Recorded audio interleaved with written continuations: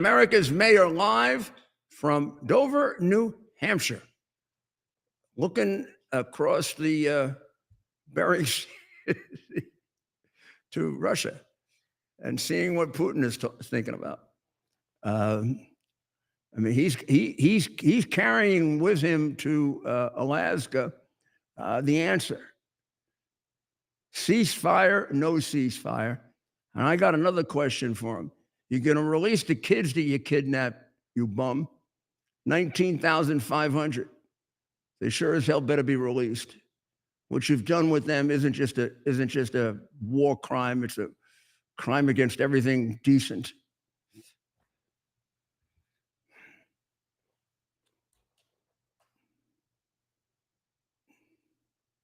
Well, we'll get back to that in a few minutes. Let's cover a few other things. And then we'll go back to how we evaluate what's going to happen tomorrow night, and tomorrow afternoon, rather, at 3 or 3:30. President's leaving 6 in the morning, going to Alaska, negotiating or listening, I think is what he says. He says he'll know in the first 10, 15 minutes. He probably will. And then he'll be back here. Question is, will there be another meeting? If he agrees to a ceasefire, there'll be another meeting. If not, there'll be no other meeting, and there'll be severe consequences. And then we'll find out, like we did with Iran, what the severe consequences are. This whole conspiracy with Obama is really developing very, very strong evidence, which I always knew was there, but of course, you know, some of it you didn't see the memos and the. So let's. Miranda Devine has uncovered a whole little segment here with James Clapper, telling the then director of national security, Mike Rogers, that he had to shut up and he had to put his name on the intelligence community assessment that Russia had in fact interfered for the benefit of Trump, even though the intelligence community, we now know in a report that's been released, had come to the opposite conclusion. And we have this note or email from Clapper to Rogers on December 22nd, 2016. This is when they were going out of office, by the way, and trying to set the framework for destroying the president-elect and start the impeachment, you know, then. So on December 22nd, really on the orders of Obama, going back to December 16th meeting in the Oval Office, he writes to Rogers, "We understand your concern." Now, catch this. If this isn't the statement of a criminal, nothing is. It is essential that we, CIA, NSA, FBI, ODNI, be on the same page and are all supportive of the report. In the highest tradition of that's our story and we're sticking to it. How about in the tradition of we tell the truth? Well, I'm sorry, this was a Democrat administration. In the highest tradition of that's our story and we're sticking to it. I don't know, he might as well have written, you're going to have to lie for us, Rogers. Tell me that doesn't put you in jail. Now, remember, this conspiracy went on after Obama left office. And he was heading it up. I don't see how he gets presidential immunity for that. There you go, in case you don't believe me. There's the statement.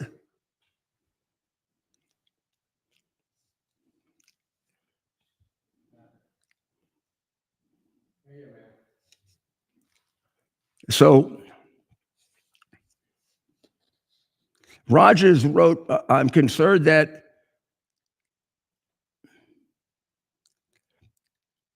I know that you agree that this is something we need to be 100% comfortable with before we present it to the president, Rogers wrote back. We have one chance to get this right, and it's critical that we do so. In addition, If NSA is intended to be a co-author of this project, I personally expect to see even the most sensitive evidence related to the conclusion. He writes back, more time is not negotiable. We may have to compromise on our normal modalities since we must do this on such a compressed schedule. This one project that has to be a team sport. Since when is intelligence a team sport? What is this? What is this? These are the words of a traitor. Because what they're planning is a coup. They are planning to deliver a report that will contain false allegations they know to be false, with a report that they know to be garbage, the Steele dossier, one that Brennan, even a couple of days ago, said he never pushed. But in fact, all these documents show that he did. A team sport? That's our story, and we're sticking to it? On December 9, 2016, Obama, in his office, ordered Clapper, Brennan, Comey, and the others to prepare a new intelligence assessment because he wasn't happy with the one that said that Russia did not intervene on Trump's behalf, and to replace all of the inconvenient others before the election that had Russia wanted to sow discord, but was not partial to one candidate over the other. Also, Russian spies, as of around that time, and they knew this, they had the report, possessed very damaging material on Hillary Clinton's psycho-emotional and physical ailments and her use of drugs that they withheld until they withheld it. I think they did. I'm not sure they ever put it out, but they certainly withheld it during the election. So that report that they're talking about was released on January 6th, of all dates, using the discredited and fictional Steele dossier as a basis for its finding, with Brennan overruling the objections of the CIA's top Russia experts, insisting that it be included. And the findings were leaked before the intelligence analysts had even started work. On the very day that they ordered the ICA, December 9, 2016, they leaked the conclusion. The Washington Post ran an anonymously sourced story, which immediately tells you what crooks, thieves, bums the Washington Post are, and how they can keep their Pulitzer Prize for a false, one of the probably biggest scandals in American history, and false stories and worst reporting, a disgrace to the profession of journalism. The Washington Post ran an anonymously sourced story that claimed the CIA has concluded in a secret assessment that Russia intervened in the 2016 election to help Donald Trump win the presidency. And they knew that to be absolutely false.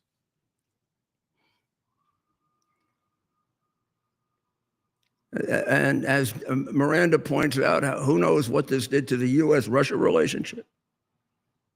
What did it have to do with the eventual invasion of Ukraine?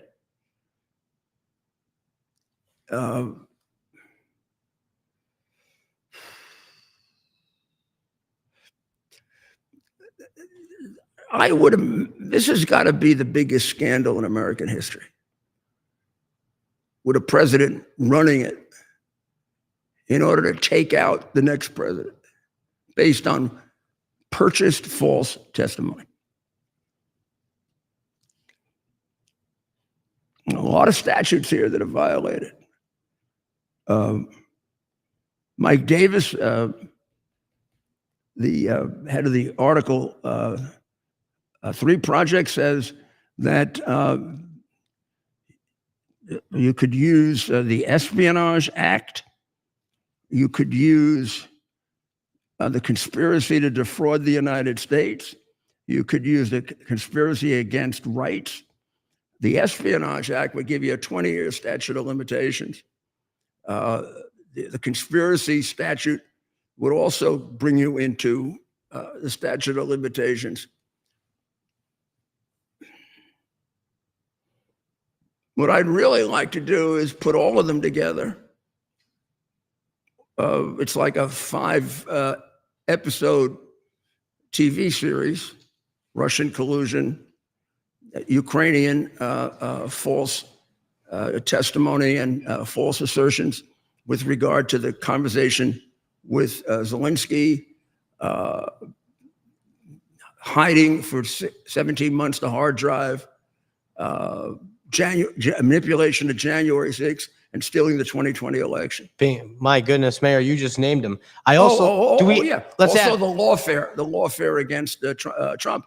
Boy, you want lawfare against you. You want the conspiracy against rights. You can have the four indictments of Trump. Maybe we add Butler to that list too. We're never going to learn the truth about that. I hope. This is a serious. I hope we're getting a legitimate investigation of that. There's two of them. There's two of them. West Palm Beach. We forget about that one. They want us to forget that one. And I want to know who is behind the efforts to disbar one of the greatest lawyers in American history. A gentleman whose name. Well, the letter that was based on a letter from a political activist. That's got to tell you something, right? And it's out there, and we got to get to it. With everything else we're doing, it's just something else. But my goodness, that's one that I need to put time in, because that's a damn shame. That's more than a shame.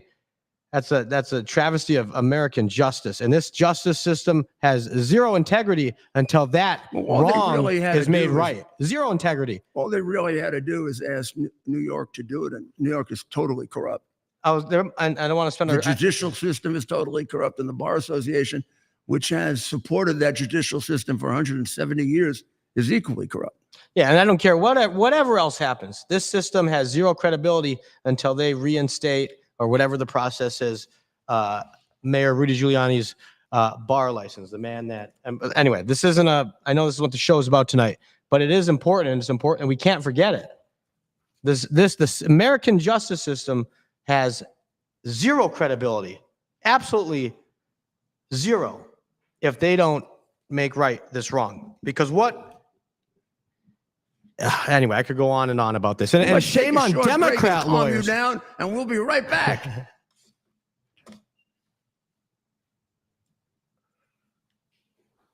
U.S. Army Major Scott Smiley paid a high price serving our nation.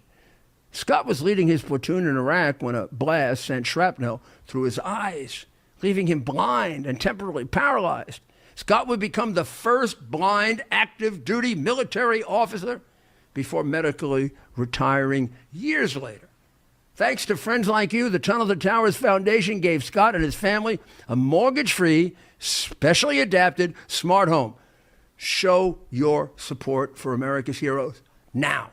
Donate $11 a month to Tunnel to Towers at T2T.org. Are you ready for some action? I'm ready for action. Get the Elite TV plan only through the portal. 218 channels, and it's only $69.95 a month. Wow. Including your free portal. That's cheaper than everyone else. Your favorite sports, movies, news, wow. even daytime dramas. We're talking about ESPN, OAN, Newsmax, wow. channels you can't get anymore in certain areas. Compared to the competition, this is a way better deal. Endless selection. Not to mention all the free music channels. There's over 700 premium and classic movies all ready to go. Wow. Plus, they got catch-up TV that allows you to go back and watch what you've missed or want to watch again. Cut your cable in half and get twice as much for free. Way more channels for half the cost. After the first year, the subscription then drops to $57.95 monthly, wow. where you change or upgrade anytime. Go to QUXNow.com and get yours today. Use promo code RUDY.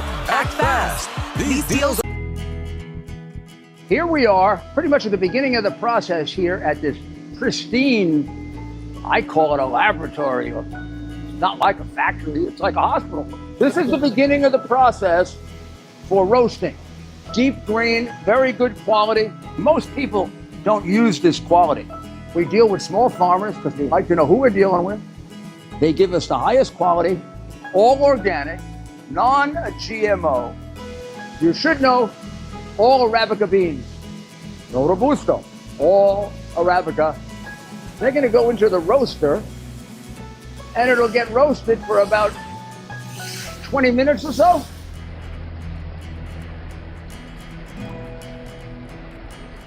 Oh my goodness, look at these. My goodness.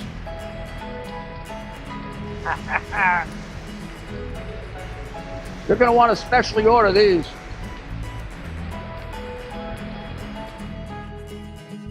This is what goes into Rudy's coffee. Welcome back to America's Mayor Live. Well, let me report this because I don't know how much the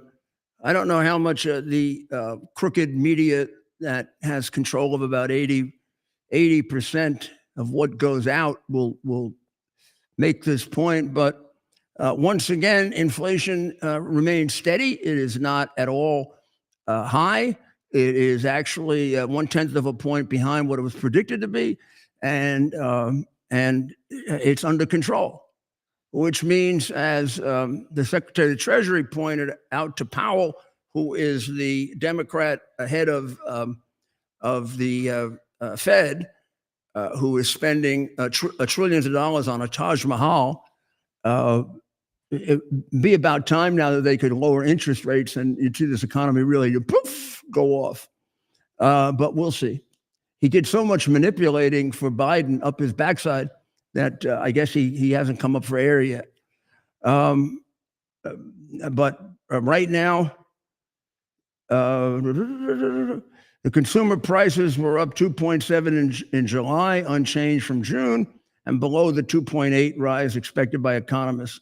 And all the rest are pretty much the same.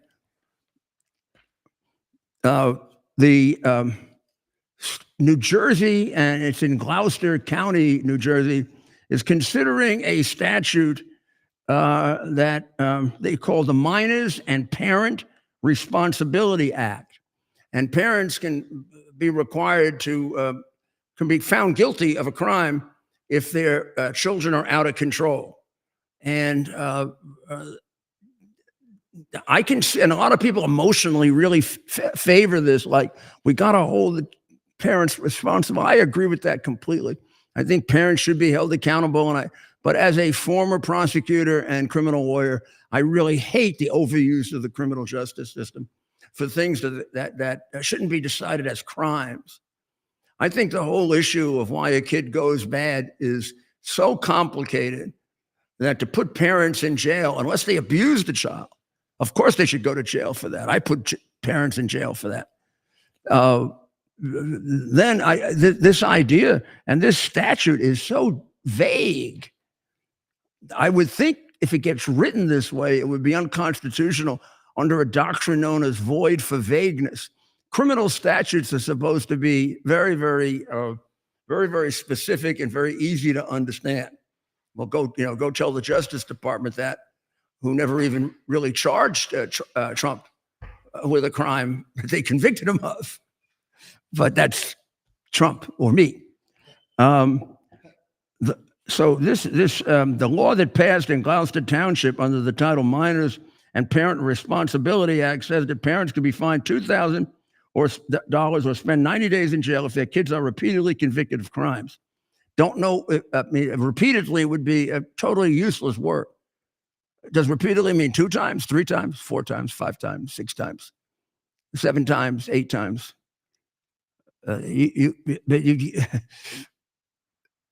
Void for vagueness. Think of those words. Void for vagueness.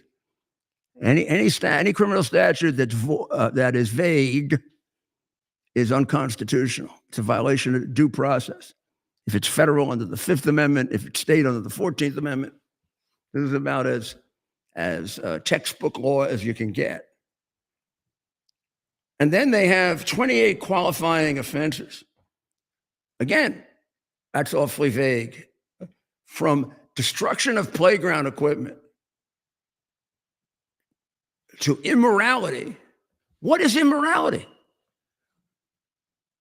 What's immorality? Anything the prosecutor wants to make it.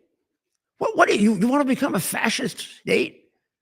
You're supposed to be a left. Well, you are a fascist state. You were during the pandemic under Murphy. Loitering? If your kid is caught loitering too often, you go to jail. Assault, okay, now you're talking about a crime at least, right? Assault. But what kind of an assault? Two kids having a fight? Drug dealing? Now you're talking about another crime. But again, what kind? And the assumption that it's always the parents that can be held responsible for this belies the fact. And I make this point often about children. And gosh, in my lifetime, I've seen this. I've seen wonderful parents have 4 kids, and 3 of them are unbelievable, and one's a drug addict.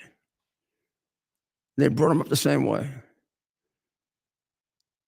I just think vicarious liability is very, very dangerous. And if you want to hold parents accountable, it's got to be for the most aggravated things for which there's ample proof beyond a reasonable doubt they're responsible. And it can't be things like immorality, loitering, with 28 qualifying offenses and a term like repeatedly, without telling us what repeatedly means. So this all comes about because in June of 2024, at the Gloucester Township Festival, a mob of 500 kids flooded the grounds and sparked brawls and messed up the shopping center, and they've had to do away with their festival. It was never like this before. It was a real eye-opener. And most of these kids came from outside of Gloucester. Now you're going to go find all their parents and figure out which ones, just that one event. Well, it says repeatedly. So you're going to have to kind of follow a kid around until he does this 4 or 5 times, and then hold his parents responsible for it.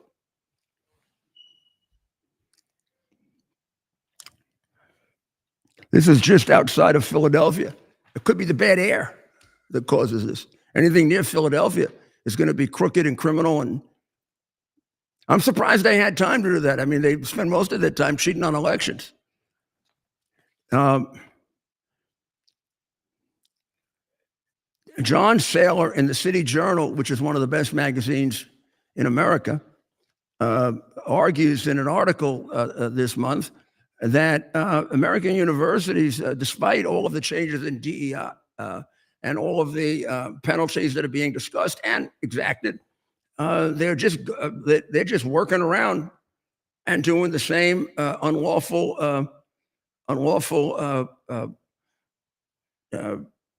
preferential treatment based on race and based on whatever the left-wing Marxist lunatics, think they want.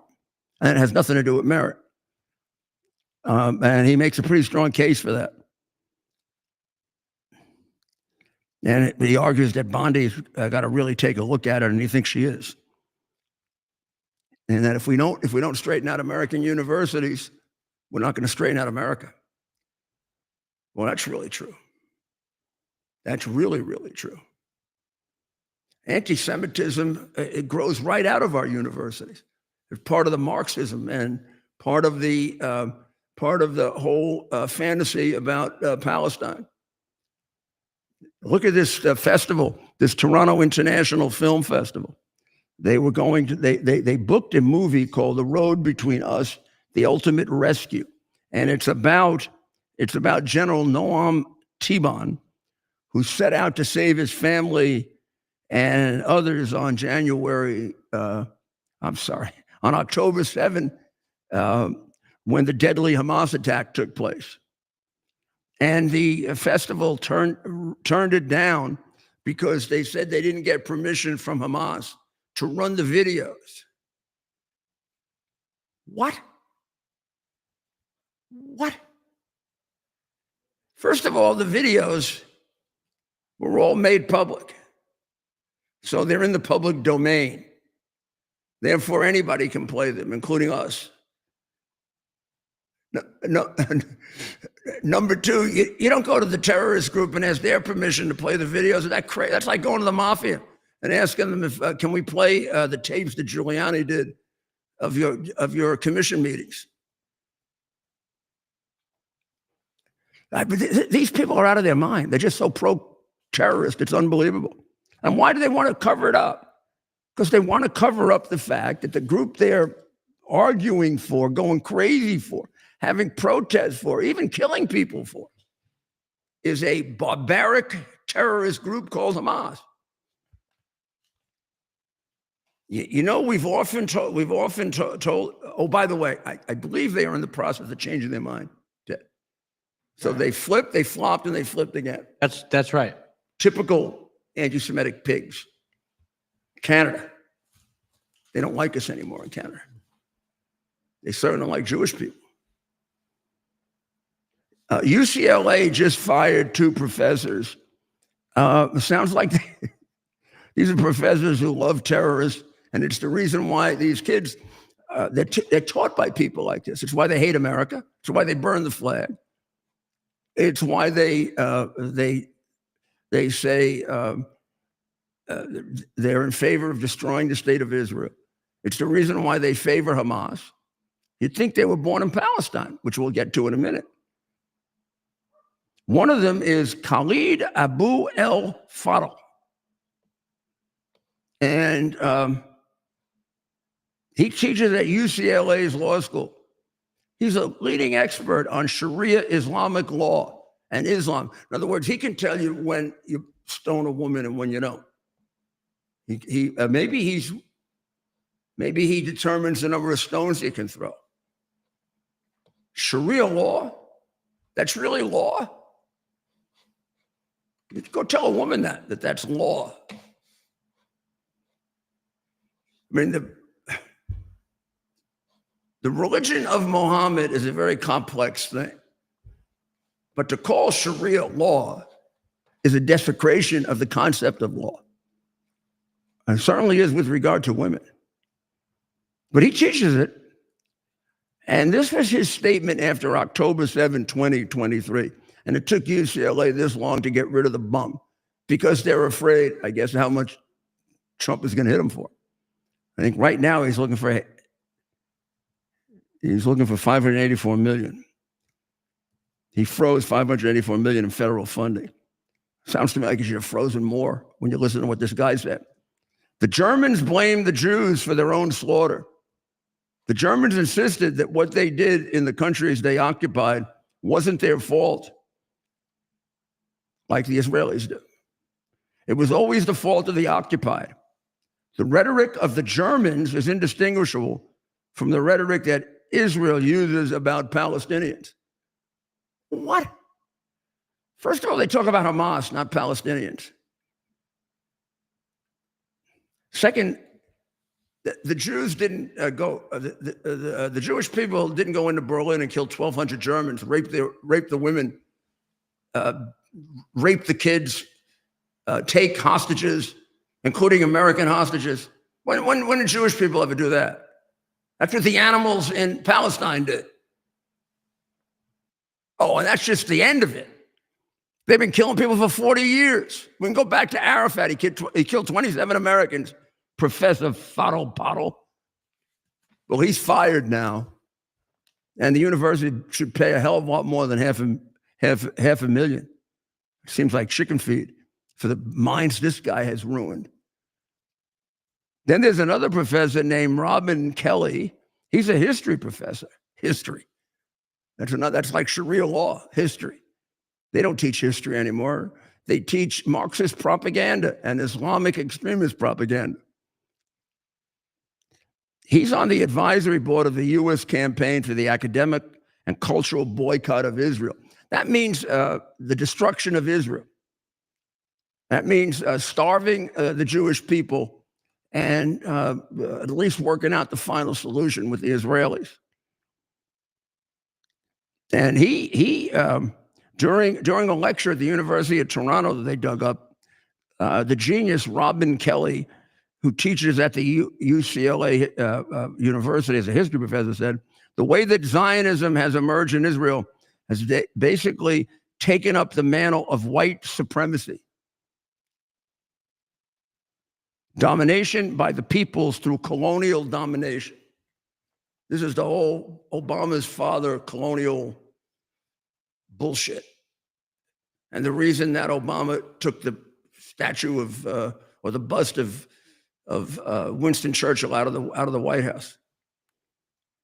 And it's also core part of Obama's Marxist and communist thinking.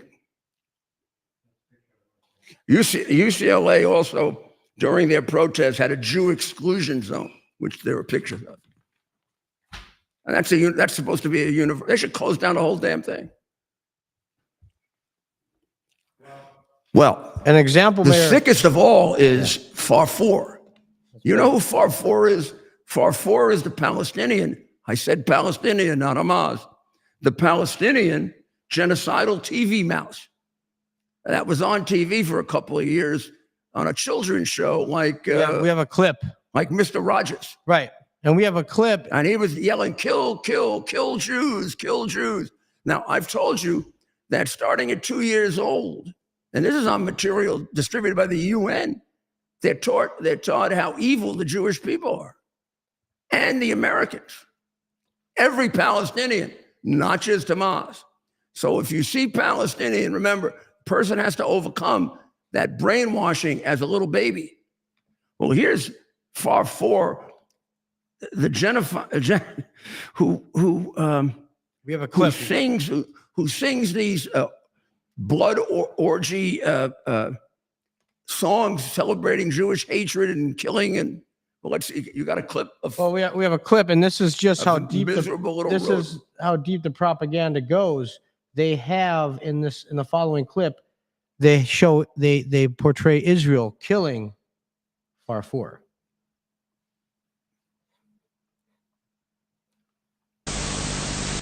اقعد حبيبي فرفور اقعد ارتاح احنا فرفور بدنا نشتري الارض شري يا فرفور بدنا نديك مصاري كتير لا مش احنا اللي بنبيع اراضينا لناس ارهابيين فرفور نعم بدك تجيب له وراك يعني بدك تجيب له وراك مش سايب له وراك ومش سايب له وراك فرفور نعم بدك تجيب له وراك فرفور بدك تجيب له وراك فرفور احنا اندال احنا ارهابيه فرفور خد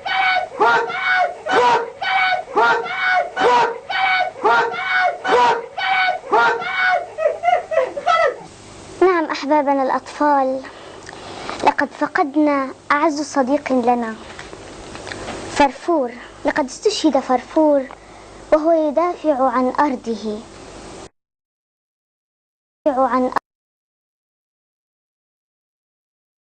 That is a show for children in Palestine, watched on general television to educate children. Now, when Farfour, the little rodent, was killed, he was replaced with a bumblebee with a squeaky voice named Nahur, who preached, "We will liberate Al-Aqsa from the filth of the criminal Jews. Revenge upon the enemies of God, the murderers of the prophets." You know, this guy taught them revenge and liberating people from the criminal Jews. Now, in that, then he's replaced by, the bumblebee. Is that Nahul? That's the bumblebee. Okay, so that's Nahul.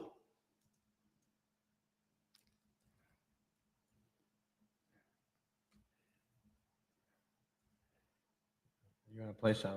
I was just having him on while you talk. You want to play him? All right, play some.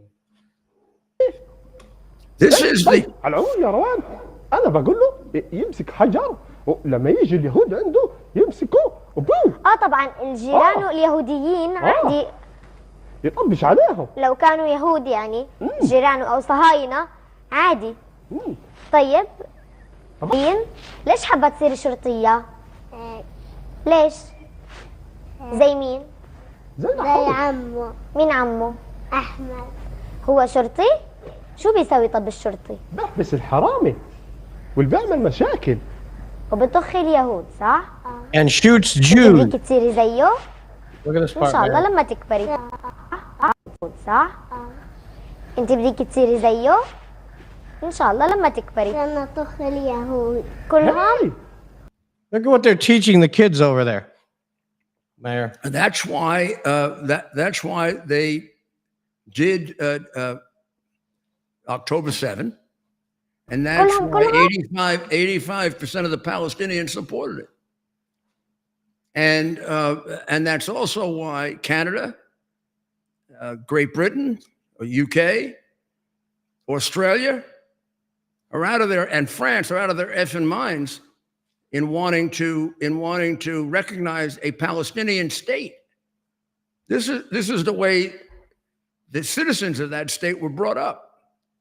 Now, are there people who can rise above that? Yes, but not a majority, and not enough so that they're going to be able to control terrorism and corruption.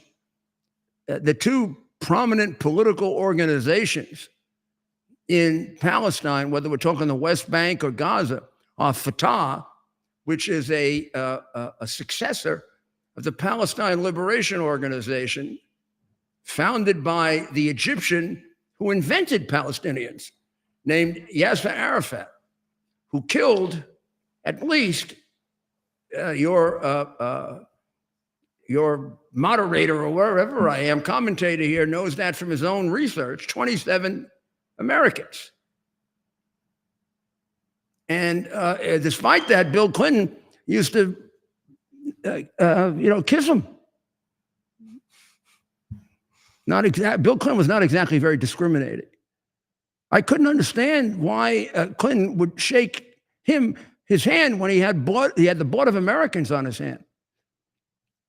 And when I threw him out of the concert at the UN, the New York Times wasn't very impressed with the fact I don't like to watch or listen to Beethoven's music with a mass murderer among my guests. I generally spent my life putting mass murderers in jail, like two Nazis and the mafia and other terrorists. I wasn't used to socializing with them. This is where that whole two-state thing started, with Arafat, believe it or not. So Fatah became theoretically not a terrorist organization. Instead, they're as crooked as the day is long. They steal everything.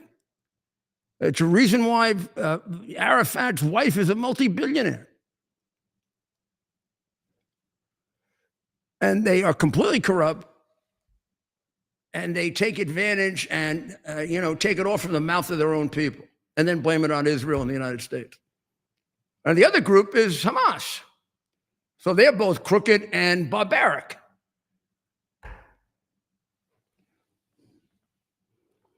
So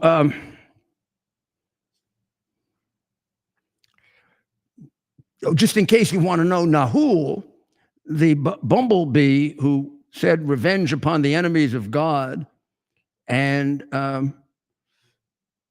the filthy criminal Jews, was then replaced by his rabbit brother, Asud, who was a mangy Bugs Bunny knockoff, who tells the youngsters a rabbit is a term for a bad person and coward, and I, Asud, will finish off the Jews and eat them. And then Asud is killed by Israelis, and he's replaced by a bear.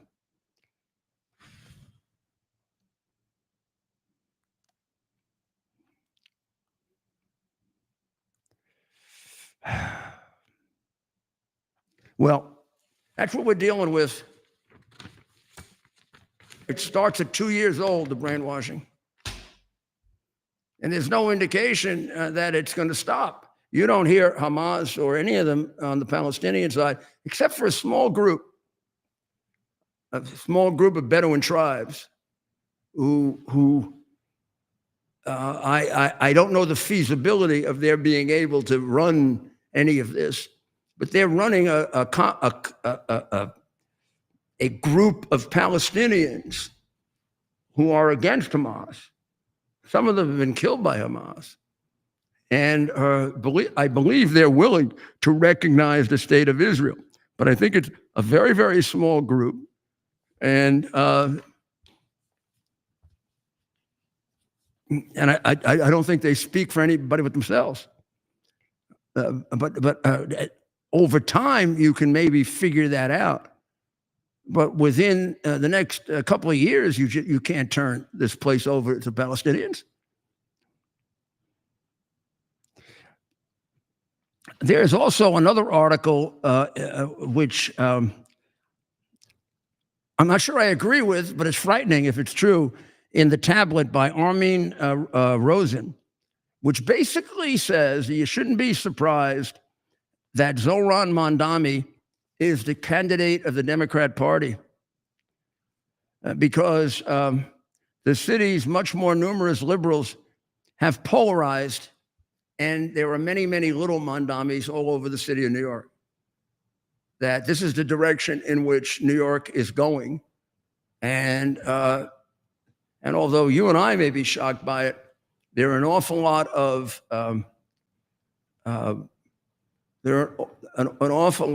new generation lazy bums who don't want to work.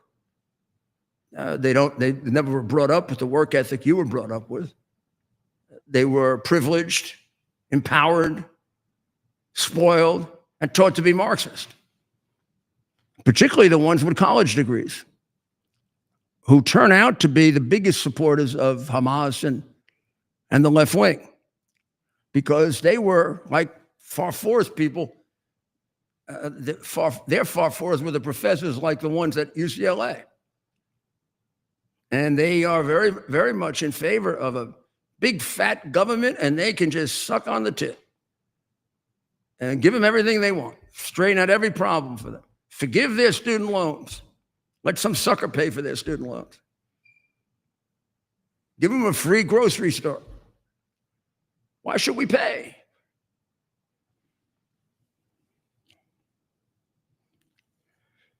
And they have replaced, according to Mr. Rosen, it's the result of the slow death of New York's pragmatic and productive middle class. They're all in Florida. And you imagine how that's going to grow when the communist takes over, if he wins. And what this guy is telling us is that's the direction the city is going in. And I don't know, maybe that's the direction of the Democrat Party, that they have except for a few people, they have a hard time standing up to him. They certainly can't stand up to the squad, and they're just about as bad as Mondami. And we've got a socialist candidate running in Minneapolis against Mayor Fry and Tampon Tim. Now, you can't get much more left-wing than those guys. Mayor Fry, I think, caused the riots in 2020 by giving up a police station, which Tampon Tim agreed with. And now they're running a guy to his left. Did anybody tell him it looks a lot like Tampon Tim? Certainly seems to do a hell of an imitation of a guy who's working for communist China. So I don't know what to focus on with Mondami. He's going to move $1 billion. He's not in favor of defunding the police anymore, except he's going to take another. They already had $1 billion taken from them, and they were 41,000 when I was mayor. They're about 32,000 now. You know what they're going to be when he gets finished? Nobody wants to be a New York City cop. There's a whole article in, I think, USA Today about how all over America they're having trouble getting cops, and they've done away with the college requirement. They've even done away with any college credit for cops. I don't, maybe that's not a bad idea. I think it is a bad idea if they have 5'2", though. Sorry, don't get upset. I just think when you see the big cop, it has a different impact than when you see somebody little.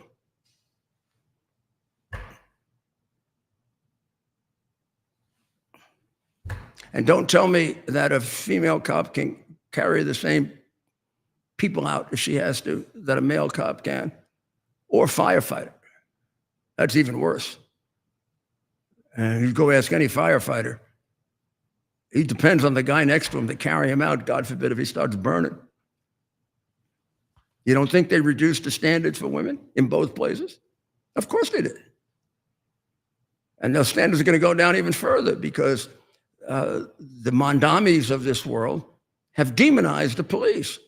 Among other things, Mondami says that the police department that he wants to be commander-in-chief of is racist, vicious, and sadistic. So he's going to take $1 billion out of it, and he's going to create a new Department of Community Safety. And he's going to employ violence interruption and restorative justice that used to be used by Bill de Blasio. And he got a lot of people killed, including some cops. Mondami's cure violence programs, they're going to pay violence interrupters to serve as father figures, often gangbangers, or spiritual advisors, like the ones who convert in prison, instead of cops. I told Ted we should make a video of a shooting, a holdup, and they called the police, and instead one of the violence interrupters shows up and looks at the guys with the guns and says, no, don't shoot, use your words. Or how about in the middle of a domestic violence scene? I just don't want the guy is beating the shit out of his girlfriend. The social worker is going to break that up. I just don't want to play the part of the violence interrupter. Yeah, the violence interrupter. Please use your words. After a couple of those violence interruptions, you're not going to have any more violence interrupters. After you see what happens to them. Also, man, I used to go through this when I was mayor. Will you leave the carriage horses alone? One of them died a couple of days ago. Horses die. These people don't abuse their horses. This is their business. The guy's got to buy another horse. I had to referee this when I was mayor. And I spent time, an open mind about it. And I spent time really researching what they do and how they do it. These people take care of their horses like they're golden because they are. It produces their income for them. These are basically middle-class people. Many of them are Irish first generation. Some are second. And they take very good care of the horses. And believe me, the horses are a heck of a lot more motivated and live longer than a lot of horses that are put out to pasture that have nothing to do. Horses need a purpose. And they're treated very well. Because to replace a horse eats into their income, which is not tremendous. And it happens to be very, very attractive to tourists. And New York has got to do everything it can to attract tourists. Yesterday I told you a revolving justice story from someplace else, but now let's go back to where it all started, the revolving door justice system in which, you get arrested, and, but just a short period of time so it doesn't interrupt your criminal activities. Ricky Schlott at the New York Post has a great one today named Justine Randall Pizarro. She's an 18-year-old, catch this, subway hijacker. And this year, she was arrested 5 times. I don't think she's ever been held more than 15 minutes. And then it says also, we tried to get Ricky on. It also says she has a rap sheet of more than a dozen arrests this year. Well, but in any event, every time she got arrested this year, she was released. And in June, wearing a black hat and Crocs, she took over a subway train and she drove it one stop from the Broadway station in Astoria to 36th Street. She was on FaceTime with my homeboy. So I drove it. Something obviously is very wrong with this individual, Ricky concludes. Not to mention she poses a massive danger to herself and others. You know, that used to be the standard for sticking you in a mental hospital, for involuntary detention in a mental hospital, and you're not let out until you're cured. Are you a danger to yourself or to others? I don't get it. Has that gone away? That was the law forever. I put a lot of people away like that, based on that. Hinckley spent 30 years in a mental hospital based on that standard. Now, that joyride she took could have collided with another train. And that isn't the first time she's done it. She is a repeated violator of hijacking subway trains. She's transgender. She's listed on all paperwork as female. I don't know if she was born male, but that's what I would interpret from saying that she's transgender. She's arrested 12 times in 25. She has 17 total arrests from the time she turned 18. Imagine what a juvenile record's like. You'll never get to see that. Probably, she's only 18 years old. She's 19 now. So since the time she turned 18, let me see if I get it right. She's had 17 arrests. That's got to be at least one a month. And they keep putting her out. I guess she's going to have to kill somebody. It almost seems like they want to get somebody killed. The Democrats, judges in New York, want to get somebody killed. The prosecutors are asking for bail in some of these cases. She pepper sprayed an MTA worker. She stole a backpack from a motorman with keys. And she stole another backpack again. She was surfing on the top of a train. And as Ricky points out, what a disservice to her, too. Woman's obviously wacko. I mean, she might kill somebody. She might kill herself. They don't give a damn. I don't know what value they think they're serving.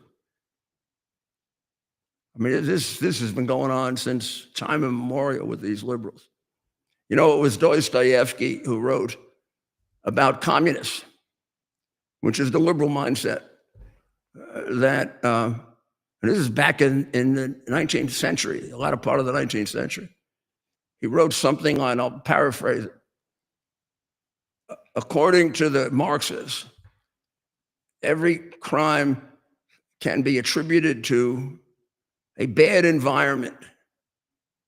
And ultimately, when you do that, there are no crimes and no one's held accountable. Well, this is what they do. I mean, it's as if we're going to have a big reduction in robberies. We're not going to make them illegal. So we had 100% reduction in robberies because they're not illegal anymore.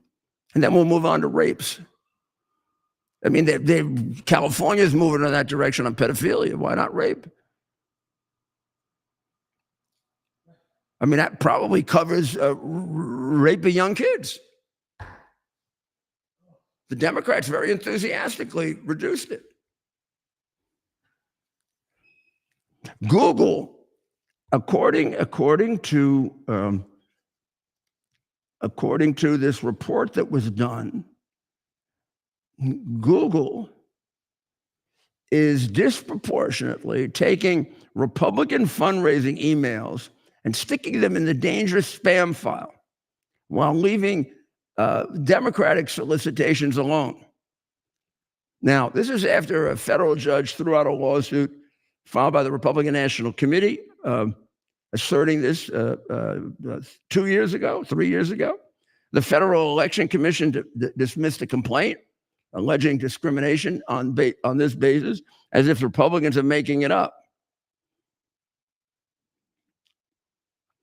Targeted Victory observed the serious and troubling trend was still going on as recently as June and July of this year.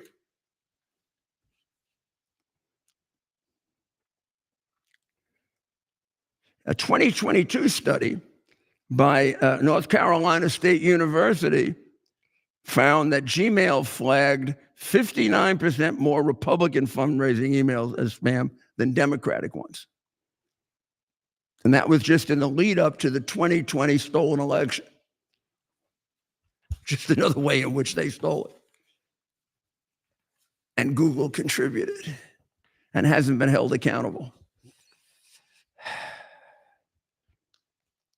Now, here's another hilarious one. Remember the other day, Trump was talking about debanking, and he said that neither Jamie Dimon nor Brian Moynihan would help him.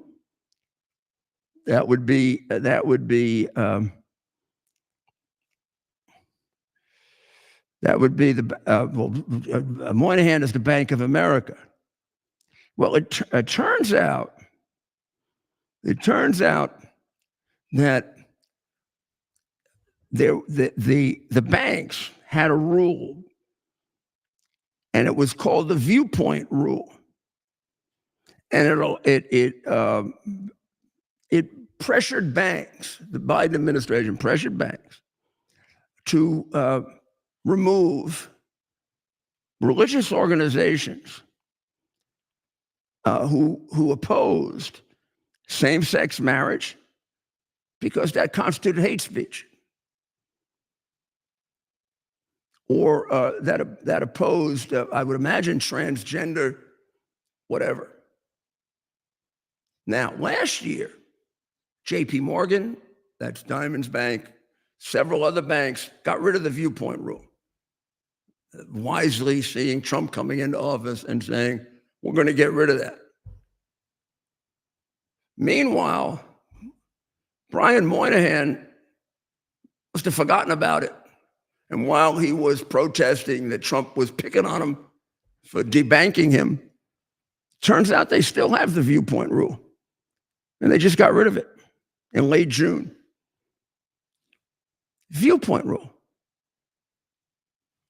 And if you oppose abortion, you're a religious group that opposes abortion.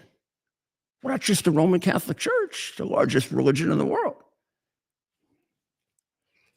But Brian Moynihan can debank you, or he debanks you because he's afraid of Biden. Now he's going to do away with the rule because he's afraid of Trump. And then, of course, they say religious views are not a factor in any account closing decision. And there are hundreds of examples of it.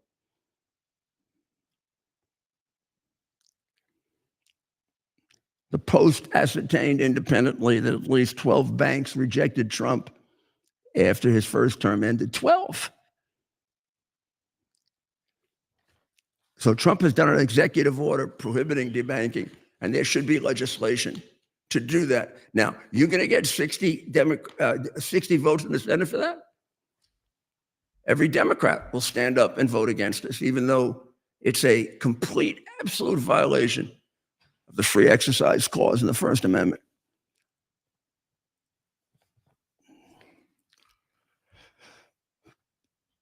Here's the good news they'll keep from you.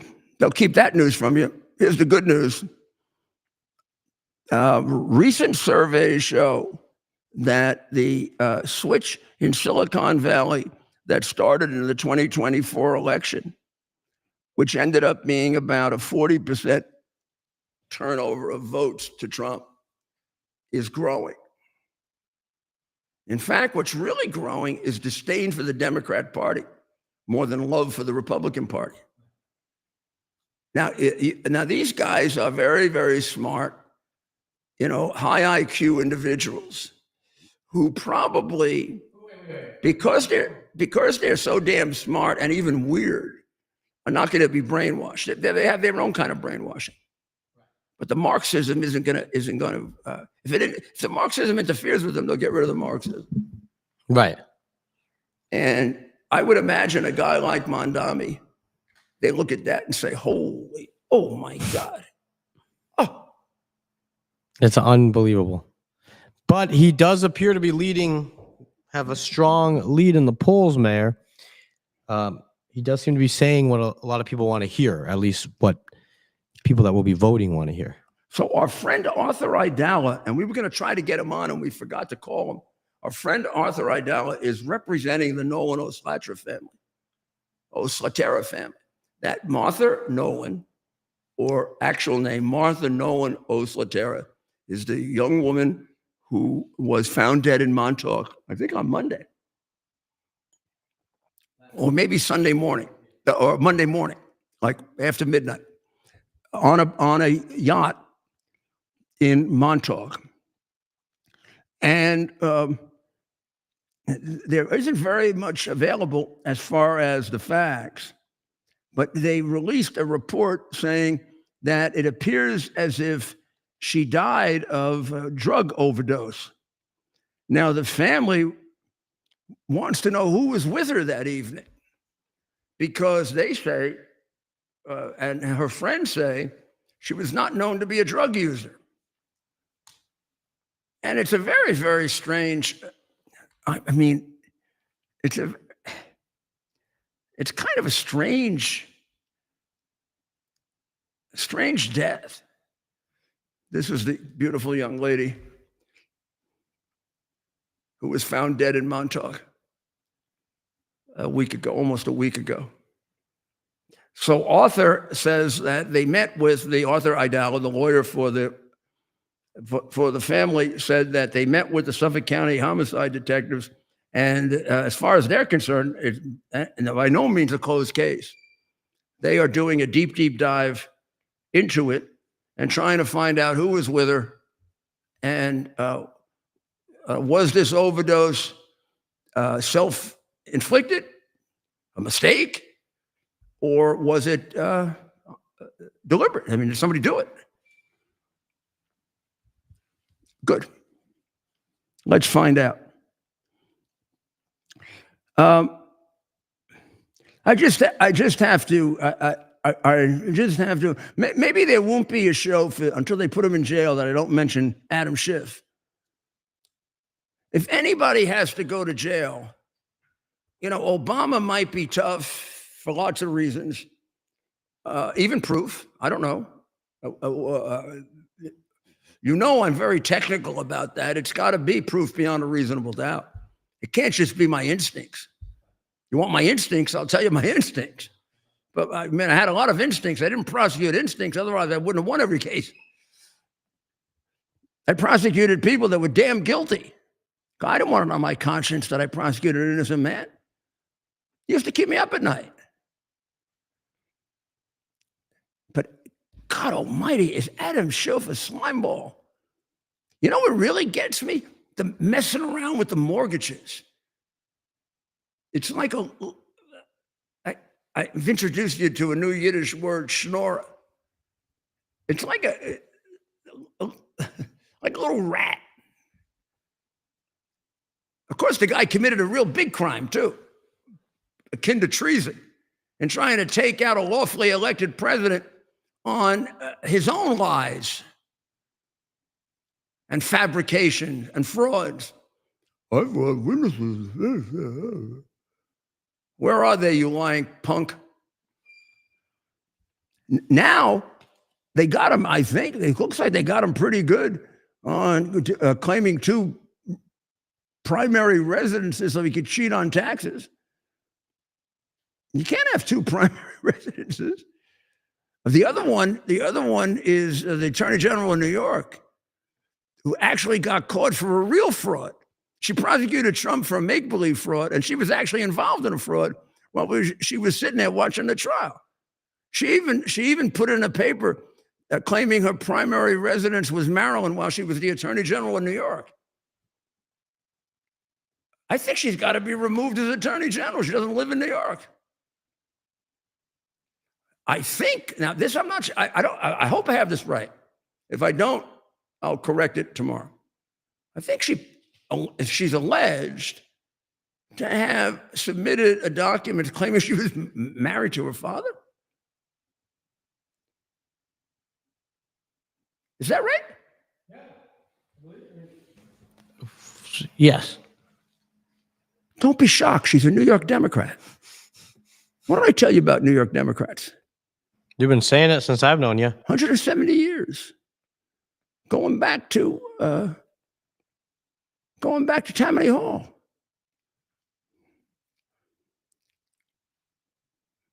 Sorry. So the New York Times did a report. Very interesting that the Times would do this. And Glenn Harlan Reynolds points this out in the Post about how there have been so many complaints about premature snatching of your organs before you die. Now, I'm going to tell you, at various times when I was confronted with donating my organs, I haven't done it for that reason. I don't trust them. I don't trust them to live by the principle that I have, the moral rule that I have. You do everything to keep someone alive. God decides when you die. And the way you make sure God decides is you take every means possible, including extraordinary ones, to keep people alive. You don't have a right to decide when they die, and they don't have a right to decide when they die. Otherwise, it's suicide. It's the reason, it's a rather academic crime in some ways, suicide being a crime, but it reflects the Christian morality of Anglo-American law, because the English were Christians and they developed our law. And suicide was a sin because you don't have control over life and death. Sorry. It's much safer that way. Then you don't have these animals who are pulling organs out before somebody's dead. I mean, there are a whole group of cases.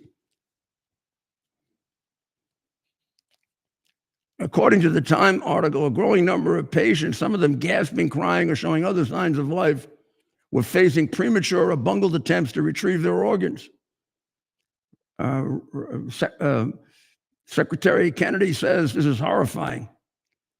Kentucky, in a federal investigation, had 70 canceled organ removals. So now they want to do the following, and catch this. So legally, there are 2 ways you can be declared dead, right? Because the heart has stopped or the brain has ceased to function. It's much better for the organ thieves if you're brain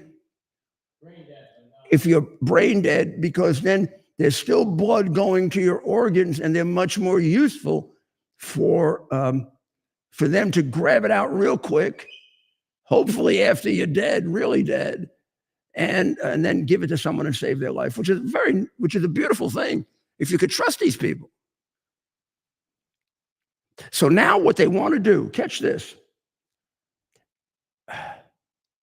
because brain death is much more infrequent, much rarer than the heart stopping to operate or stopping the pump. It's relatively rare. Circulatory death is much more common. There's a group of organ ghouls who want to have a procedure where you can stop a patient's heart, a patient who's brain dead. What they decide is irreversibly comatose, but not brain dead. They're not dead yet. They're irreversibly comatose, but not brain dead. So they want you to be able to stop a patient's heart just long enough to declare him dead. Then let it start again. And then take out the organs. That is murder. I'm sorry. I mean, we showed you the little child the other day that was born at 5 months. Looked like a baby to me. Looked like if you kill that, you're killing a human being. You don't have to be a Catholic. You don't have to be a fundamentalist. You don't have to be evangelical. You don't have to be an Orthodox Jew, and you can take a look at that and you can see a baby. I'm sorry, that has rights, not just mommy.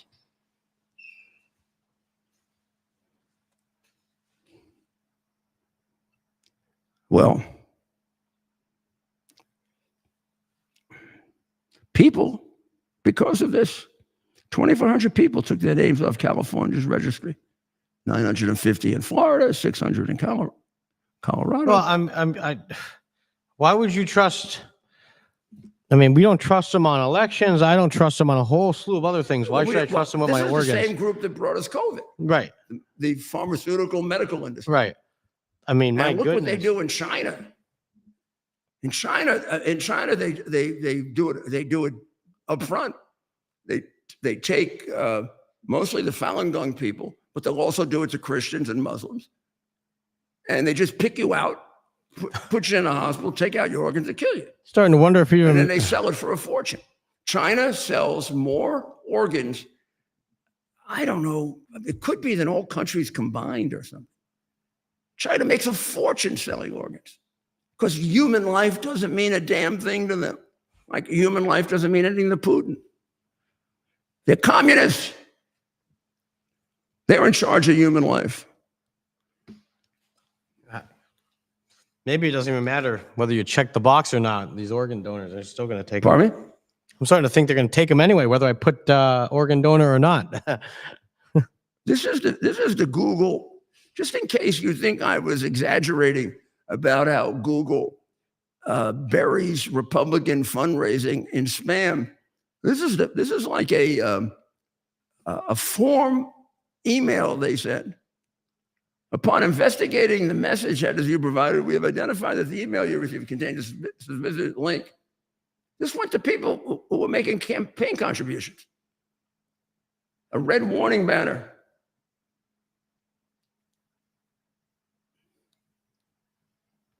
Unbelievable. Unbelievable. One last thing that you won't hear anywhere else.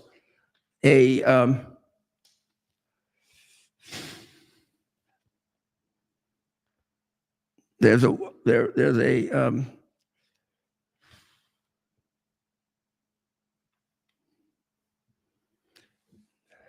this is terrible. This is absolutely terrible. It's absolutely terrible. What's this letter? Yeah. And by the way, Mayor, I consistently think back to 2008 before, the early years of search engine, Google. And I want to know how these search engines and companies, what they may have done back then to help Barack Hussein Obama win the White House. And you have to wonder how back then, that was before we. Gee, how about we go back to 1960? Yeah. Well, we know what with Kennedy, what was that? Chicago, Illinois, and they Texas. claimed the mafia was involved in that. They were so annoyed they participated in the assassination. I don't know if that's true or not. I mean, I have no idea. But I honestly don't know what's true about the Kennedy assassination. I really don't. I know there are competing conspiracy theories, any one of which could be possibly true. I've always been inclined to go with my gut instinct until it's disproven, which is the person who did the murder is the person with the biggest motive, and that was Lyndon B. Johnson. Now, could others have been involved with him? Lyndon and the mafia? Lyndon and, no, it would have to be Lyndon and the mafia. Unless Lyndon was doing business with Russia and Cuba, I don't know. Lyndon was about as big a crook as you ever had, except for Biden. I mean, Biden would surpass that. But of course, money didn't mean as, maybe if you adjusted the amount that Lyndon stashed away with all those radio and television stations. Right. Well, if Caro is right in his first volume of his biography of Lyndon was passing cash out on the floor of the Senate for votes. I mean, now they do it through campaign contributions and vacations and who knows what else. But somehow they all come out of one of those things as millionaires, and a lot of them go in as poor as a church mouse. They really must hone up their financial awareness or their knowledge of stock trading. They'll become experts on stocks. Well, on Saturday afternoon, let's put this picture up, and you can see Darcy. You can see Sophie Bruner. Sophie was a former WNBA star. Her mom, and I'll show you her mom and her. Her mom died and was killed on Saturday in Illinois by an illegal alien drunk driver. Now, here's what's disturbing about it. First of all, she is a Biden invitee. She swam across the Rio Grande in July of 2021 when Biden and Mayorkas were telling us that wasn't happening. And then she was released into the U.S. by border agents, and she was given a court date, September of 2026.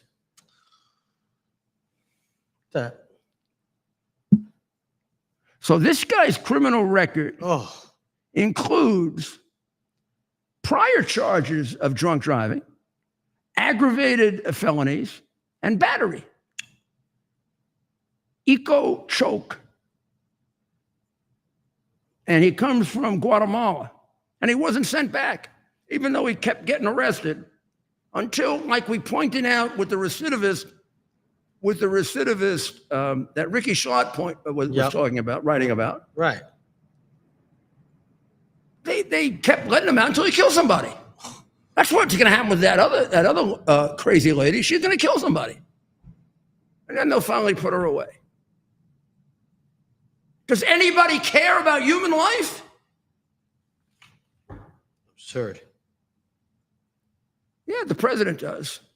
And that's why he's going tomorrow morning at 6 o'clock in the morning to deal with that animal, Putin. And Mr. President, in addition to the ceasefire, which I pray for, because let them negotiate forever on what they do with their territory. I mean, I'd like to see it all taken away from Russia. I understand that is not probably possible, but if it is possible, I would love to see that. There's nobody that hates communism more than I do, or despises what Putin has done and what he stands for. But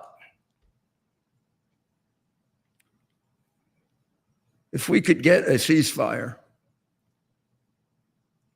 and stop them killing Ukrainian civilians, which is who they're killing now, even Ukrainian soldiers, they're just defending their land. Russians had no right to go in there.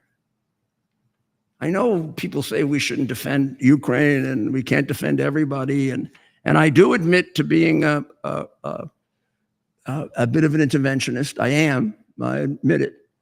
I just think we Americans were put on earth to defend freedom.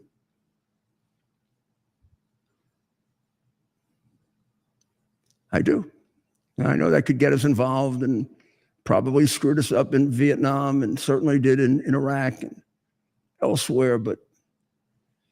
And I do think it makes sense not to commit troops to Ukraine. I don't think that should prevent us from giving them every weapon humanly possible, or choking Russia until they starve like they were starving when they had to end communism and free Poland and all those other places that are now free. I don't want to starve the Russian people. I feel sorry for the Russian people being under Putin, but it's the only way you're going to save the Ukrainian people, who are even more innocent than they are. And this is a guy who knows everything about Zelensky,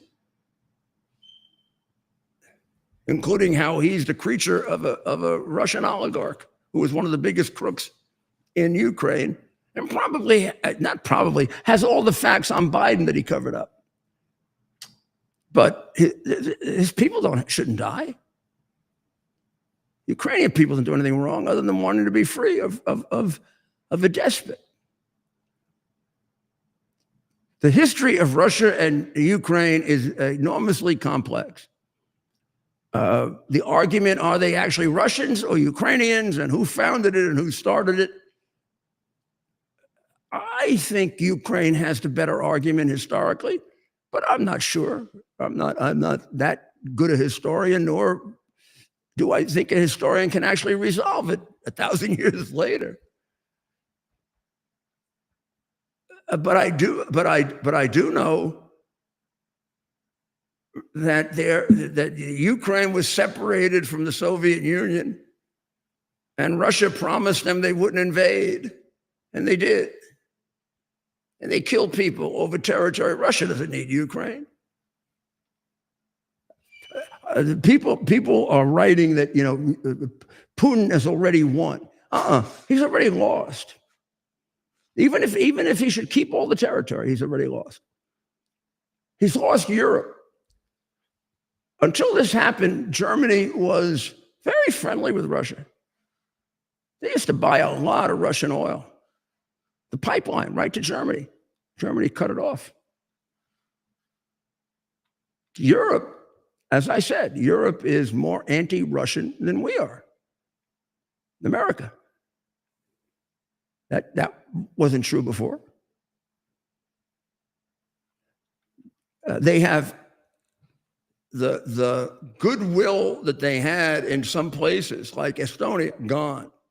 Estonia is probably more anti-Russian now than any of the Baltic countries. Finland and Sweden joined NATO. They never did before. And NATO agreed with Trump's demand for 5%, or start off with 2, then 3.5%, which they're aiming for now, and then 5%. That'll be one of the biggest military budgets in the world, aimed at Russia. He accomplished that, and Trump. Plus, he's lost at least 250,000 troops. He's injured another 750,000. He's cost himself a fortune. And he's used up a lot of goodwill with China. I don't know how far China wants to go with him, because they're starting to feel sanctions now from Europe because of their funding murder of civilians in Ukraine. So, of course, it's important how this negotiation turns out. But I'm telling you, even if he comes away with that land bridge and all that territory, which is only 20% of Ukraine, he lost more than he gained in doing this.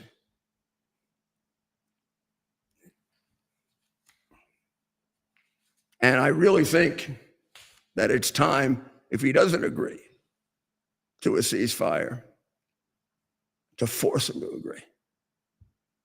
And we have the economic power to do it. Don't kid yourself. They are a pimple on our economic ass. This isn't China, and China's bigger than a pimple, but it's still a lot smaller than us. We still have the most formidable military in the world. No comparison to that ridiculous Russian army. Bunch of goons. They've been goons forever. They'd rather rape than carry out sensible military operations. So I'm praying very, very hard for the president, because this is really going to mean a lot of lives. It's also going to have a big effect on our future. Russia has terrible designs on the West. China has even worse designs. You